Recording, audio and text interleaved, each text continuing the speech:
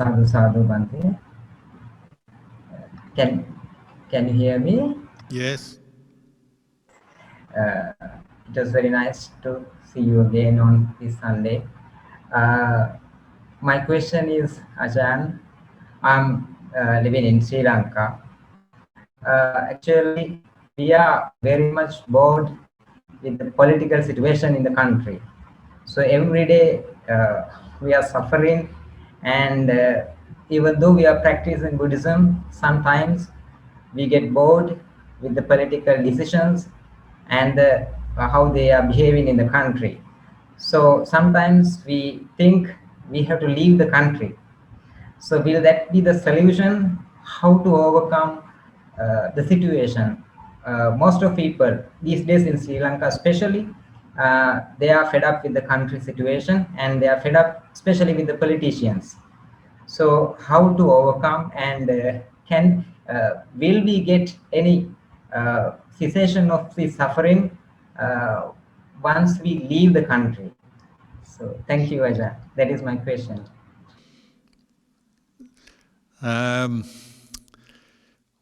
Well, one thing we have to remember, these sort of feelings, like feeling bored with politics, the government, the way the country's run, the way the economy is, the way the world is, they're very common wherever you go in the world. You live in Australia, Australians will be fed up with the government and fed up with the government's decisions and blah, blah, blah. It's nothing unique to Sri Lanka. So whether you stay there or go away, don't expect too much when you go away. There are opportunities arise in different countries. Probably for human beings, what we really want, first of all, is just basic peace, security, so we can get on with our lives and get on with our Dhamma practice Buddhism. It's hard to practice when there's war or a lot of political repression or criminal behavior or whatever. It's hard to practice. So I'm not sure that Sri Lanka is that bad now. I know before you had the war, but that's over now. So there may not be so much need, especially in the world of pandemic, to leave the country. I imagine at the moment it might be quite difficult to leave the country. So then why not try and make the best of the situation being in the country? And this is all the more reason to practice the Dhamma. When you meditate on the breath, the whole of Sri Lanka disappears for a while. All those politicians disappear for a while, the government, the economy, the pandemic, everything disappears when you watch the breath.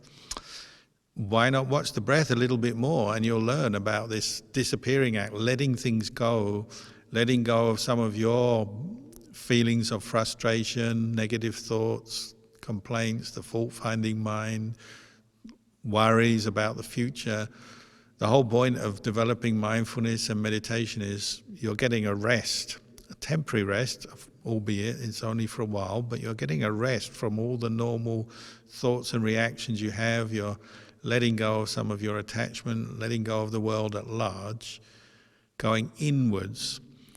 And when you get that rest and you develop more mindfulness, as you're coming out of that, then you can look at the world from a place of peace, and it doesn't bother you so much.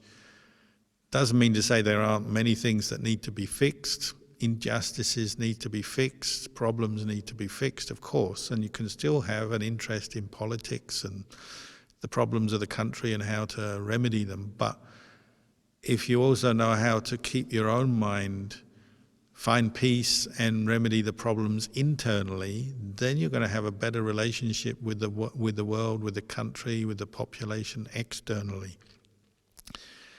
So Buddhism works on these two levels. The Buddha didn't say don't do anything about your society, the place you live. He encouraged us to practice compassion, use wisdom to solve problems, help people in need, improve the world around us. But you have to also improve your mind at the same time. You can't neglect that. And especially if you are feeling very fed up with the political situation and what's going on in your country, then all the more reason to practice meditation and get some clarity and develop very wholesome karma through learning to be more mindful and let go of the negative thoughts that may be prompted by the political situation and so on. So, you know, also you just develop a wise attitude to the world, don't you? You understand that wherever you go that there are people who are unenlightened, you're going to see similar patterns of behavior. Some places are more extreme than others, but in every country, in every society, there'll be unenlightened people following greed, anger, delusion, doing some good things, but also some not good things. And that doesn't change wherever you are in the world. So then you have to find the good in yourself. That's the way you find the real solution, is you go into your own practice. And the more you understand yourself and can let go of your own anger, greed, attachment, the more fruitful your interaction with the world, the more you can give back to the world. So I would just encourage you to keep practicing, be patient with the situation, keep practicing for yourself, and look for the solutions inwardly. This will help you to find better solutions outwardly.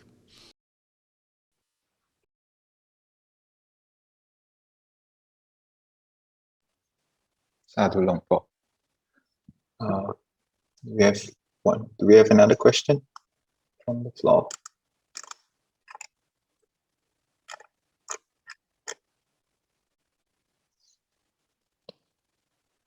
No questions?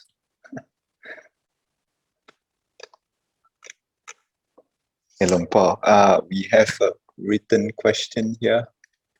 So if I may read it out for you. So this question is from Kamala. So there are three questions altogether.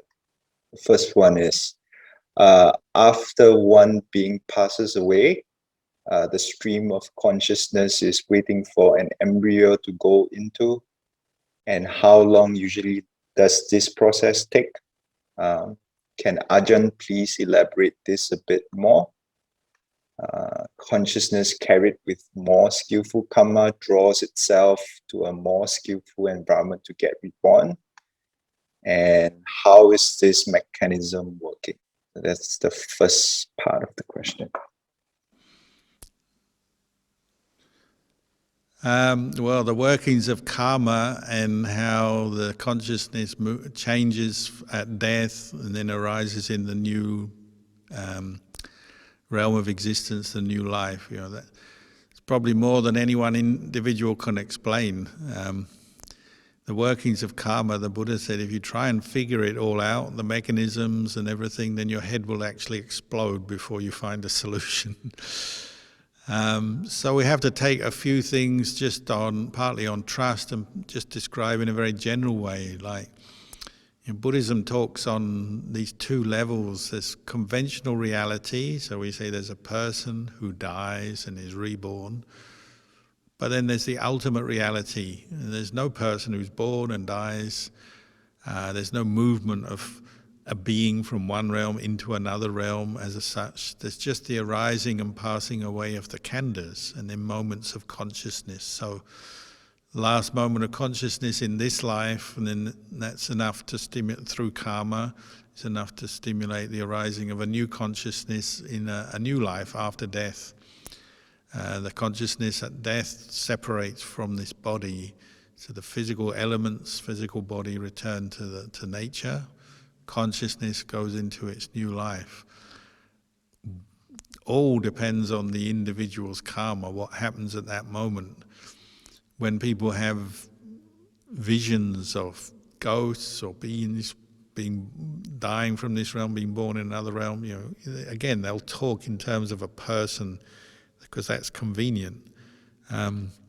So we say, well, good karma, you may get a good rebirth, a heavenly rebirth, or eventually come back as a human. How long all this process takes? Well, they may, first of all, when they die, not be in a heaven realm. They may be a ghost, a being of some sort. The consciousness has left the body. So our teachers say, well, they may be hanging around as a ghost for a little while, still attached to their body, still attached to the family. Some people, if they die very suddenly, they don't even realize they're dead for a while. The mind takes a while to calm down and appreciate what's going on. Other people with more merit may quite quickly be reborn in heaven realm and have very little suffering. It's a very smooth, simple, straightforward experience. People see devas coming to pick people up, especially when they're people with a bit of merit, they've made some good karma. Maybe the devas come and, say, take them to the next life. So on the ultimate level of ultimate truth, it's just consciousness arising, passing away, consciousness arising, consciousness that is wholesome, consciousness that is unwholesome, maybe consciousness imbued with greed, anger, delusion, or consciousness with good karma, with faith, with metta, with mindfulness, with wisdom. It just depends on the karma of the person. But on the conventional level, we say, oh, this person is born in a good realm, heaven realm maybe. This person is born as a ghost. This person maybe even go to a hell realm. On the conventional level, we say that, and just the workings of it, how quickly and what level, what realm they're reborn in, it just depends on their karma, how they've lived, what kind of states of mind they've developed, good or bad, what attachments they develop, good and bad. So it's very difficult to generalize.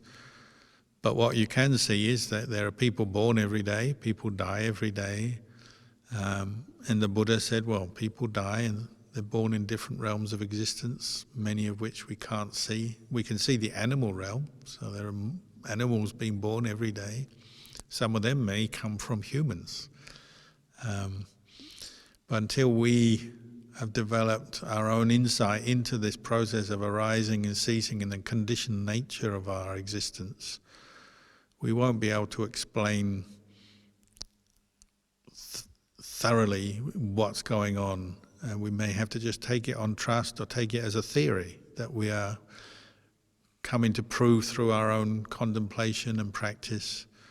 And occasionally you may have some insights and special knowledges, and sometimes people have dreams or nimittas in their meditation, and some people develop psychic ability and see beings as they die and what happens next. So sometimes you see people who meditate see somebody's a ghost or a deva, depending on the karma of the person, where they're reborn, you might see that.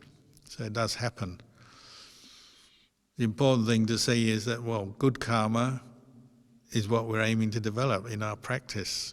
Train this mind in dana, sila, bhavana, train it to let go of greed, anger and delusion. Because the more we are developing that and learning how to let go of unwholesome karma and unwholesome karmic tendencies, the better state our mind will be in. So when we die, it'll go to a better destination. We can prove that every day, can't you? If you attach to your anger, to your confusion, to your greed, this day you may not be dead yet, but you can already see, it's like you're being born into anger, born into greed every day, if that's your experience. But when you practice more mindfulness and investigate the truth, you can let go of those attachments. You feel more peaceful, more happy. That much you can prove every day of your life. What mental states you're attaching to, what attachments you're building up, what karma you're building up through your day, through your life. You can observe and learn from that every day.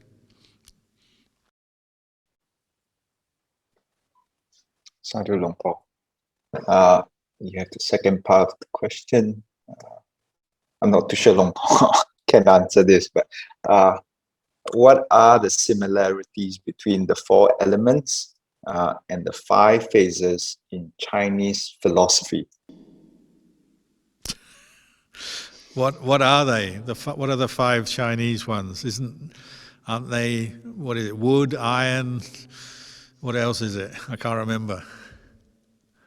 I'm not sure Long Po. The important thing is, just to recognize that in nature there are these 4 elements. It's the Buddha's way of just analyzing form, physical form, whether it's a human or a tree or a building.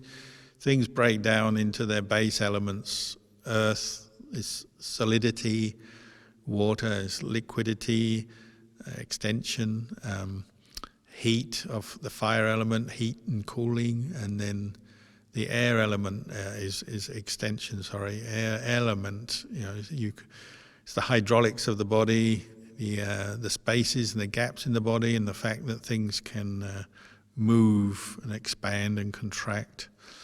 So these elements are to be investigated. We make them the object of mindfulness. We can develop them as particular meditations. We can also develop insight into them, to their characteristics. They're impermanent. They're constantly changing, moving around.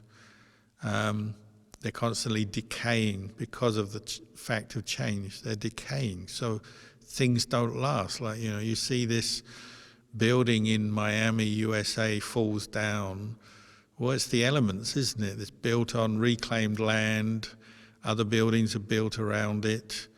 Gradually the foundations are weakened because it's on reclaimed land, and the pressure and the subsidence and the effect of other buildings. I don't know exactly the details, but I can see the potential for that. So sooner or later it's weakened and it collapses, and unfortunately a lot of people are dying and injured from it. It's really the elements, isn't it? The elements are subject to decay and change. They're dukkha, and they're not self. Elements just act the way they do. They act on each other. They arise and affect each other and pass away and affect each other. But there's no self in that. They're not a person, a being. And that's whether you're looking at an individual human being, made up of elements, or in the world. The elements are constantly changing. We have weather conditions, we have subsidence, we have earthquakes, we have all the changes of the physical world around us. And there's no self in that. There's no one absolutely controlling that. It's just a process of, we say, dependent origination, interaction of elements on the physical level.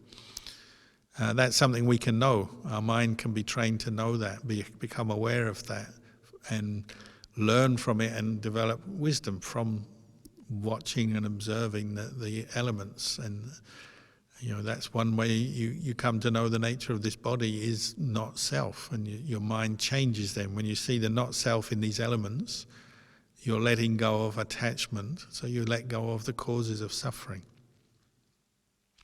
As far as the Chinese tradition goes, really, they may have a slightly different system that's not Buddhist, but there's certain similarities. But for myself, I know what the Buddha taught, and I practice that, and it's good enough for me. But it can give you some insight into the Chinese system as well, and the Chinese system may help you get some insight as well. It's something for you to investigate in your practice. Apparently the 5 phases of Chinese philosophy, they are fire, earth, metal, water, and wood. Right. So in Buddhism, we say metal and wood join together to become kind of the earth element. So there's similarities. They've just distinguished between the metal and the wood. They would both be the main characteristic of metal and wood is the earth element, the solidity.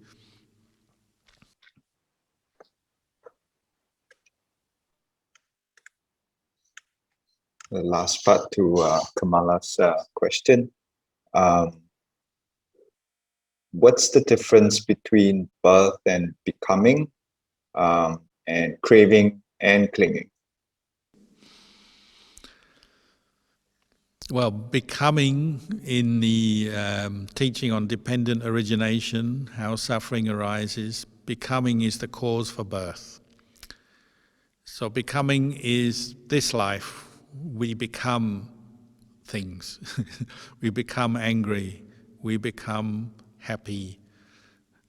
Becoming arises because of clinging. Clinging arises because of craving. Craving arises dependent on feeling.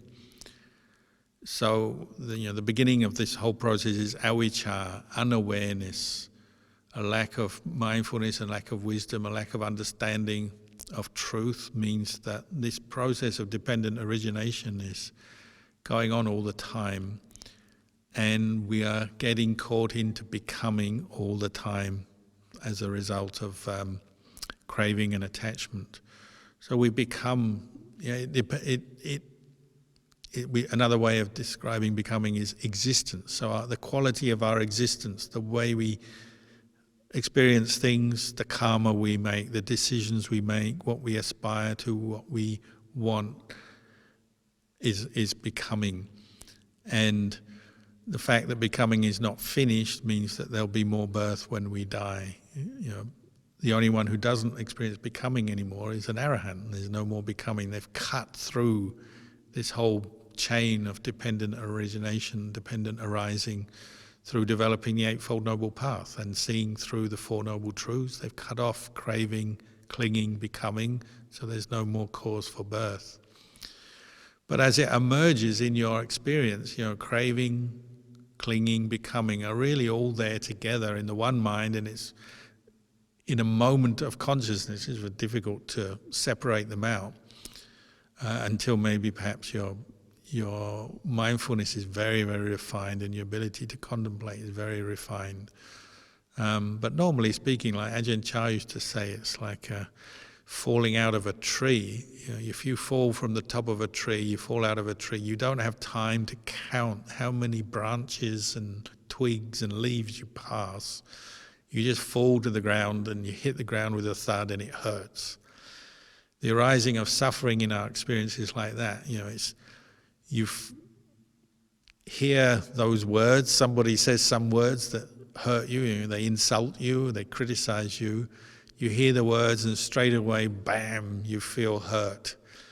There's some mental pain maybe because of hearing the words, suffering has arisen.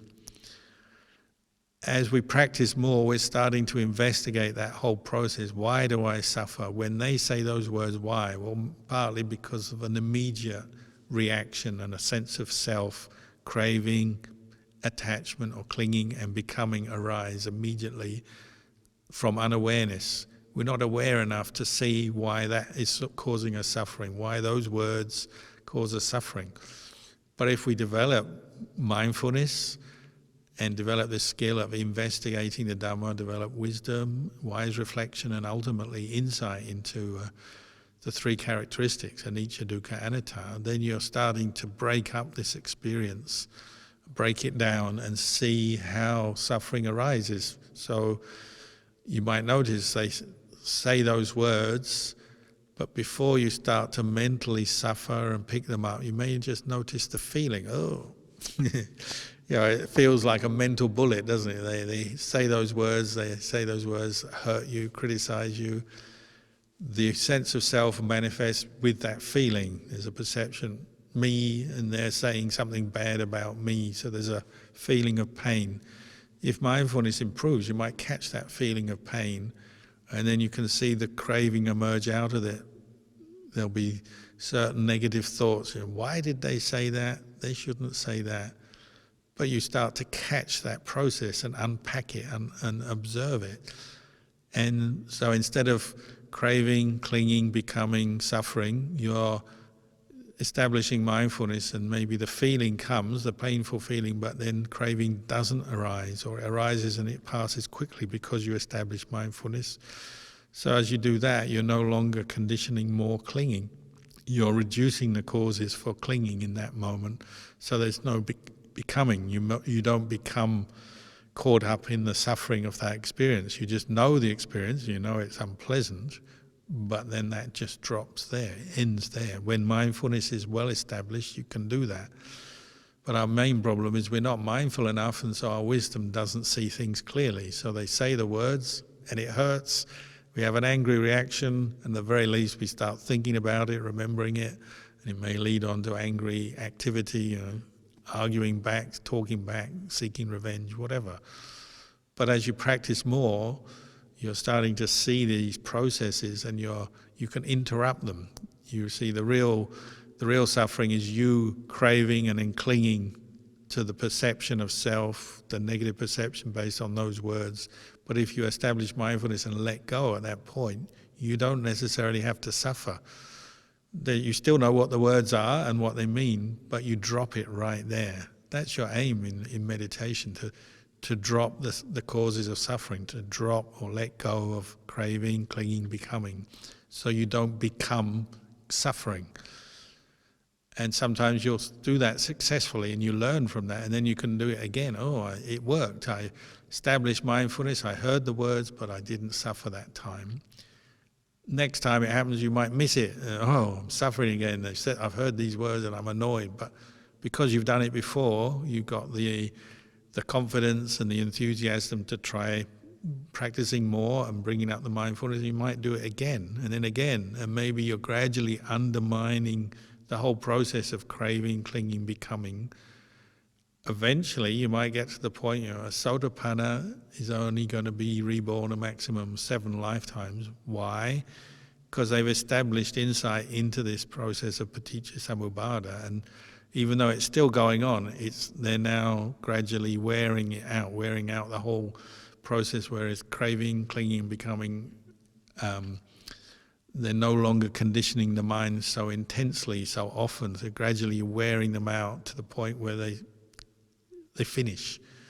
And that's the whole point of Buddhism and the Buddhist path, is that craving, clinging and becoming can be abandoned, and eventually abandoned completely, so they no longer cause more birth. That's the Arahant.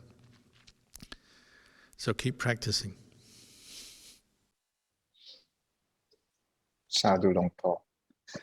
Long Po, would you have time to take one last question? Sure, yeah. The last question is from Pavitra. For someone who has entered the Dhamma path and attained Sotapanna, who will be enlightened after 7 lives, how will this person deal with bad thoughts at the time of death? I think I missed the last bit of the question that cut off, but how did they... How will this person deal with bad thoughts at the time of death? Time of death? Yeah. Well, the same way they deal with them at the time of life. Sotapanna has developed the path to a point where the 8 factors of the Noble Path are established well, so they have a certain continuity of mindfulness, continuity of samadhi, their sila is established, and they have right view. They still have greed and anger arising, they still have mental kilesa arising, but as it arises, it's seen for what it is. It's seen as kilesa. And this is the cause of suffering, so you let it go. So, greed or anger, whatever you might consider bad thoughts, are seen as bad thoughts. So the mind is constantly letting go, and there's a constant space in the mind where there is no attachment, even though there's still kilesas arising, but they also have this non-attachment established. So it's like, the mind is able to let go even at the very moment of death. That process is established, through well practiced. The mind has become the path. It's become the fruit. The fruit of the path, that's established. And so even though kilesas are still arising for the Sotapanna, they no longer are clinging onto them and making more negative karma. There's you might say, an established practice of letting go, seeing them as impermanent, as not self, letting them go. And particularly the view identifying with the body as a self is broken, so they no longer see the body as a self, they see it as a collection of 4 elements. So then when death comes, they're not afraid. They won't have that many bad thoughts. It's possible, I would say, but generally their thoughts will be quite wise and skillful because they've already established right view, and they're not afraid at the moment of the death. They just know this is the natural ending of the body's life cycle, so let it go. And it's more of matter-of-fact thing. They just accept body is no longer functioning, let it go. The mind understands and sees that, so it doesn't create suffering out of the process of death. Sadhu, sadhu, sadhu. Long Paul, we've come to the end of the Q&A session. So if we may invite Long Paul to lead us with the closing. Okay, well, we wish you well. May the Buddha Dhamma Sangha protect you, and we'll just pay respects to the Buddha Dhamma Sangha.